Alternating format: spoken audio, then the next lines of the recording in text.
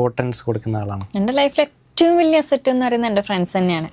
അത് എൻ്റെ അമ്മ എൻ്റെ അടുത്ത് പറയാറുണ്ട്, ഉണ്ണിനെയും കൊണ്ട് ഏതെങ്കിലും ഒരു സ്ഥലത്ത് പോയിട്ട് ഉണ്ണി ഏതെങ്കിലും ഒരു സ്ഥലത്ത് പെട്ടുപോയി എന്ന് വിചാരിക്കേ, അവളെ സഹായിക്കാൻ ആ നാട്ടിൽ അവളുടെ ഒരു ഫ്രണ്ട് ഉണ്ടാവും വന്നിരിക്കുന്നു പറയാറുണ്ട് അമ്മ.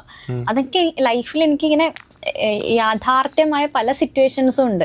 ഇപ്പം എന്തെങ്കിലും വർക്കിൻ്റെ കാര്യത്തിലൊക്കെ പോയിട്ട് ലേറ്റ് നൈറ്റ് ഒക്കെ എവിടെയെങ്കിലും സ്റ്റക്കായിപ്പോയി, നമുക്ക് തിരിച്ചു വരാൻ ബസ്സോ കാര്യങ്ങളോ ഒന്നുമില്ല.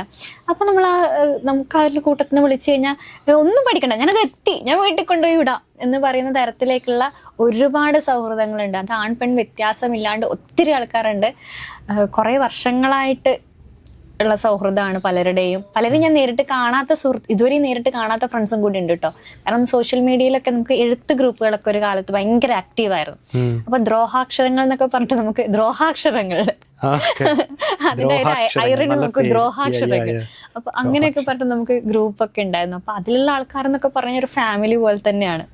അപ്പൊ അങ്ങനെ അതിൽ ചില ആൾക്കാരെ ഞാൻ ഇതുവരെ കണ്ടിട്ട് പോലും ഇല്ല. പക്ഷെ എന്താവശ്യത്തിനാണെങ്കിലും അവരൊക്കെ ഓടിപ്പിടിച്ച് മുന്നിൽ നിർത്തുന്ന ആൾക്കാരാണ്.